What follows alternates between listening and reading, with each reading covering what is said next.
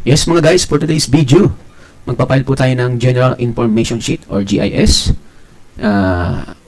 ng isang korporasyon. Ito po pala ay church po ito, non-stock.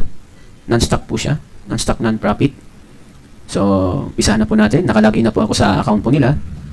So, punta po tayo sa forms, continue submission.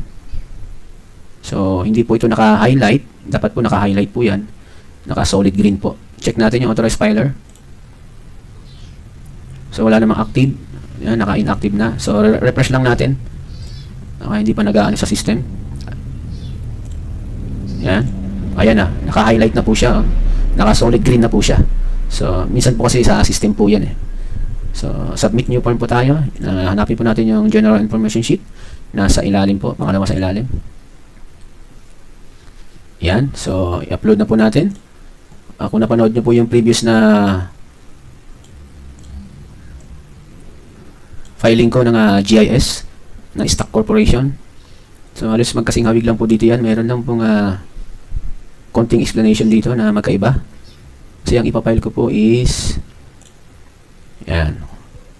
So, notarize na naka-PDF file dito sa ibabaw at Excel file naman sa ilalim. Yan. So, upload po natin.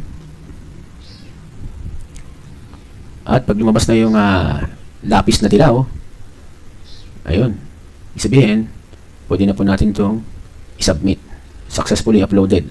Uploaded pa lang po yan Ayan o, uploaded. Dapat mapunta siya dito sa submitted. So, pag uploaded, ibig sabihin, hindi pa yan napapasa sa SEC. Nasa system pa lang po ng IPAS yan. So, click natin itong dilaw na lapis. Yan. So, piliin po natin, annual meeting. Hindi naman siya amended. Pag amended po ito, mayroon po dapat nakasulat sa ibabaw na amended. At siyempre, tingnan po natin ang actual meeting. Ito po. Lakayan natin konti.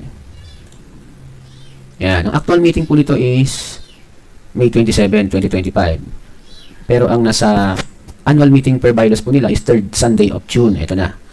So, ilagay muna natin dito. Kasi kung ano yung actual meeting, yun po yung ilalagay dito sa period covered. So, May 27. Hindi tayo magkamali. Ilagay muna natin. So, yan. Nakalagay na. Konting explanation lang kung pwede ba itong advance na meeting. Kasi, June pa itong meeting nila dapat. Annual meeting nila is 3rd Sunday of June pa. May pa lang ng 20, May, mga last week ng May, nag-meeting na. Pwede ba? Ang tanong. Pwede po mga guys. Pwede po mag-advance ng meeting.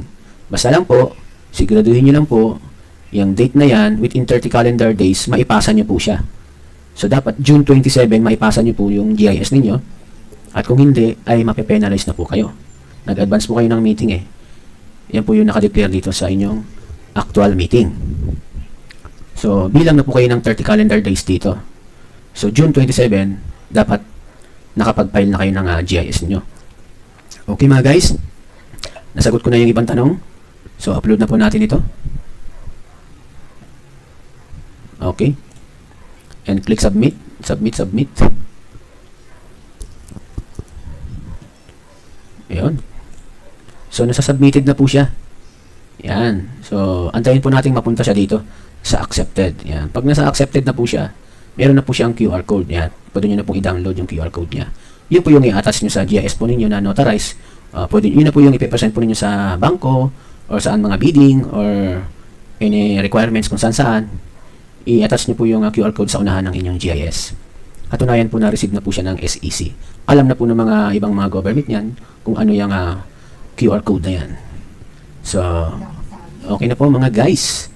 So, antayin po natin. Hindi po natin alam kung kailan po yan ma-accept. Sa ngayon po, mabilis lang po yan. Mga 2 to 3 days. Nagkakaroon na po ng QR code yan. At syempre, mag-i-email po yan sa inyo. Sa official email po ninyo. Doon po mag-i-email din po yan. So, back na po tayo sa ating wala na siya sa uploaded. Hindi na siya. Sige mga guys, thank you for watching.